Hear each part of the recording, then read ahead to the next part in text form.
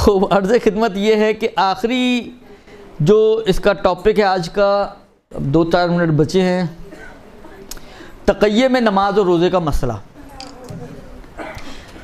دیکھیں، تقیہ شریعت کا ایک اہم مسئلہ ہے۔ روایتیں بہت زیادہ اس کی اہمیت کے حوالے سے موجود ہیں۔ روایت کا جملہ ہے کہ امام علیہ السلام فرماتے ہیں کہ التقیۃ دینی و دین آبائی، تقیہ ہمارا مذہب بھی ہے اور ہمارے آباء و اجداد کا بھی مذہب تھا۔ اور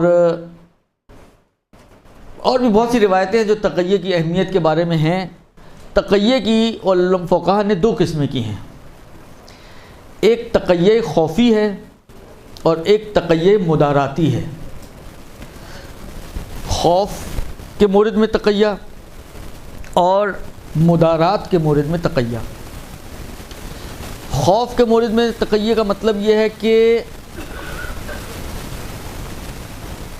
اگر اچھا پہلے تقیہ کا مراد کیا ہے؟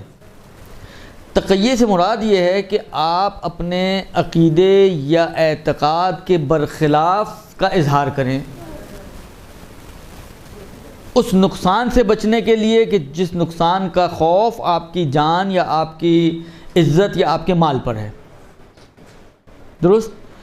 یعنی اگر آپ یہ خلاف اعتقاد عمل یا عقیدے کا اظہار نہیں کریں گے تو آپ کی جان کو خوف ہے، یعنی بالفعل خوف ہے، یعنی ابھی اگر واقعی ابھی آپ نے نہیں کیا تو آپ کو مار دیں گے مثلا، یا آپ کے کیا کہتے ہیں مال کو یا آپ کی عزت و آبرو کو خوف ہے۔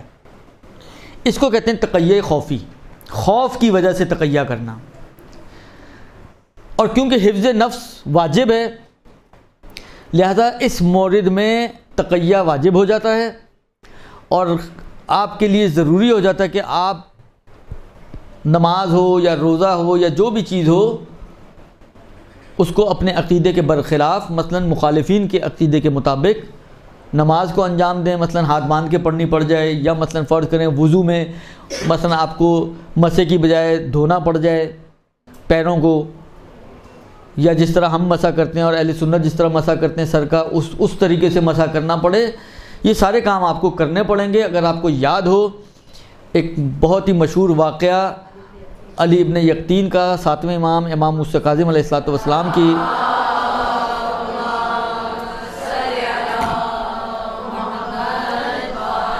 کے زمانے کا، کہ جس میں اختلاف کی وجہ سے سوال کیا گیا امام علیہ السلام سے کہ مولا وضو کا طریقہ کیا ہے، تو اس وقت امام کاظم نے علی ابن یقطین کو اہل سنت کا طریقہ لکھ کر بھیجا اور کہا کہ اس کے مطابق وضو انجام دو، اور دوسری طرف سے یعنی جو حاکم وقت تھا اس کی طرف سے کیونکہ مخبری ہوئی تھی کہ یہ امام کاظم کا شیعہ ہے اور اپنا مثلا فرض کریں مال و اسباب امام کو بھجواتا ہے اور یہ وہ، تو اس کو چیک کرنے کے لیے جاسوس رکھے گئے تھے کہ وہ دیکھیں کہ یہ وضو کیسے کرتا ہے۔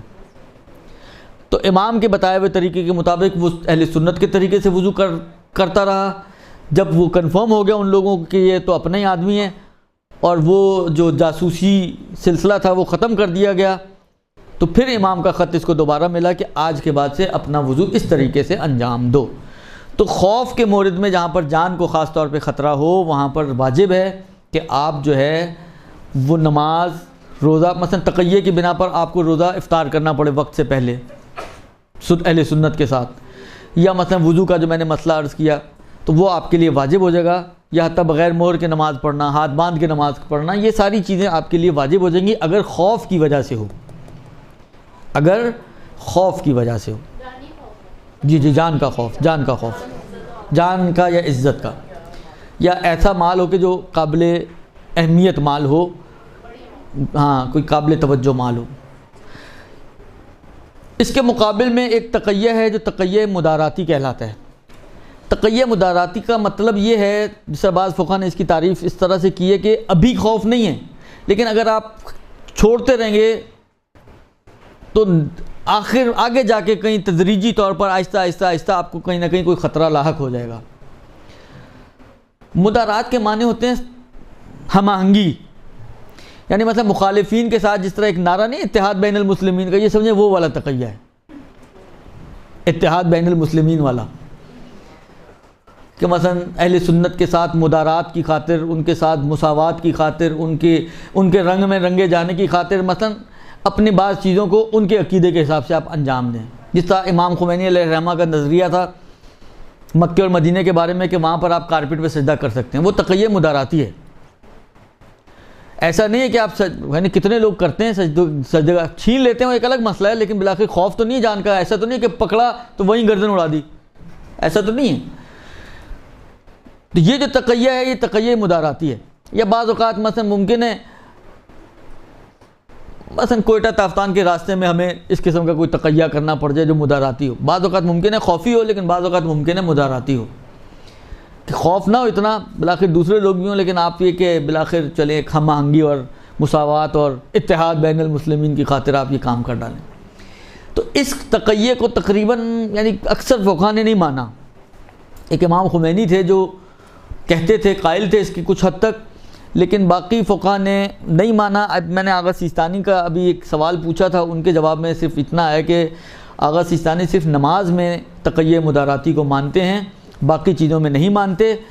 مثلا فرض کریں اگر آپ کو مسجد الحرام میں نماز پڑھنی پڑ جائے تو وہ نہیں کہتے ہیں کہ آپ ہوٹل میں جا کے مثلا فرض کریں کوئی ایسی چیز ہے کہ آپ کے پاس کوئی ایسا، دیکھیں اس میں پہلے سٹیپس ہیں. آغا سیستانی، آغا خوئی وغیرہ کے حساب سے کہتے ہیں مثلا مسجد النبوی میں اگر آپ نماز پڑھیں جہاں پہ ہر طرف کارپٹ ہے، تو آغا خمینی تو کہتے تھے نا آپ آنکھیں بند کر کے کارپٹ میں نماز پڑھ لیں، لیکن آغا خوئی آغا سیستانی نہیں کہتے ہیں کہ آپ آنکھیں بند کر کے کہتے ہیں پہلے ڈھونڈو کوئی ایسی جگہ ہو کہ تقیہ کی مخالفت بھی نہ ہو، اور مثلا کہیں آپ کو ایسی جگہ مل جائے زمین وغیرہ کہ جس پہ آپ سجدہ کر سکتے ہو اور تقیہ کی مخالفت بھی نہ بنتی ہو، تو پھر وہاں جا کے نماز پڑھو. لیکن یہ کہ آپ وہاں سے ہوٹل چل جائیں، اپنے ہوٹل میں جا کے مہر پہ نماز پڑھو، اگر ایسی چیز وہاں نہیں مل رہی تو اس کو بھی نہیں مانتے، کہتے ہیں اس کی بھی ضرورت نہیں. تو یہ پھر مداراتی بن جاتا ہے. تو نماز کی حد تک انہوں نے مانا ہے، لیکن غیر نماز میں انہوں نے تقیہ مداراتی کو نہیں مانا کہ باقی مثلا روزہ آپ مداراتاً کھول لیں، یا وضو مداراتاً آپ انجام دیں، یا حج کو مداراتاً مثلا وقوف وغیرہ کے مرحلے میں آپ مداراتی طور پر انہی کے، آپ کے لیے چاند ثابت نہیں ہوا، ان کے نزدیک ثابت ہو گئے تو آپ مداراتاً انہی کے حساب سے وقوف وغیرہ کر لیں. تو اس کو آغا سیستانی نے پھر قبول نہیں کیا ہے.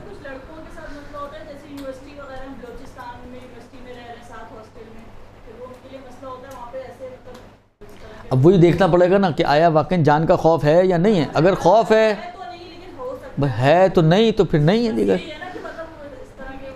جب تک نہیں ہے تو نہیں ہے، جب ہوگا تو جائز ہو جائے گا. اب مسئلہ یہ کہ صرف سوچ کر انسان جائز بنا لے تو نہیں ہوتا نا. جب خوف ہوگا تو نہ پڑھیں ایسی یونیورسٹیز میں. کوئی پڑھنا ضروری ہے ایسی یونیورسٹیز میں؟ نہ پڑھیں، کسی دوسری یونیورسٹی میں چلے جائیں.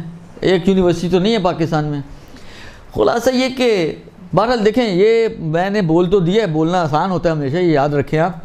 اور انہوں نے بھی سبحان اللہ کہہ دیا، سبحان اللہ کہنا بھی بہت آسان ہوتا ہے، لیکن مسئلہ یہ ہوتا ہے کہ وہی والی بات ہے، بعض اوقات آپ کا میرٹ، آپ کی افورڈ، آپ کی 10 چیزیں ہوتی ہیں کہ جس کی وجہ سے آپ باؤنڈ ہو جاتے ہیں کہ آپ کہیں اور نہ جا سکیں. لیکن بہرحال میرا اپنا خیال تو یہ ہے کہ مثلا فرض کریں یہ اگر مثلا یہ بچہ اگر ایک افلاطون نہ بنے گا تو کون سا آسمان ٹوٹ جائے گا. نارمل کسی دوسری یونیورسٹی میں پڑھ لے، کسی دوسری لائن میں پڑھ لے، بالآخر ہے صحیح بات آپ کی صحیح ہے کہ تعصب بہت زیادہ ہو گیا، لیکن جب تک خوف نہیں ہے جان کا اس وقت تک اجازت نہیں ملے گی. خوف ہے تو پھر اجازت مل جائے گی. تو اس کو میرا خیال میں اسی حد تک رکھتے ہیں، باقی انشاءاللہ اگلے ہفتے دیکھیں گے. صلی اللہ علیہ وسلم. برحمتک یا ارحم الراحمین وصلی اللہ علی محمد و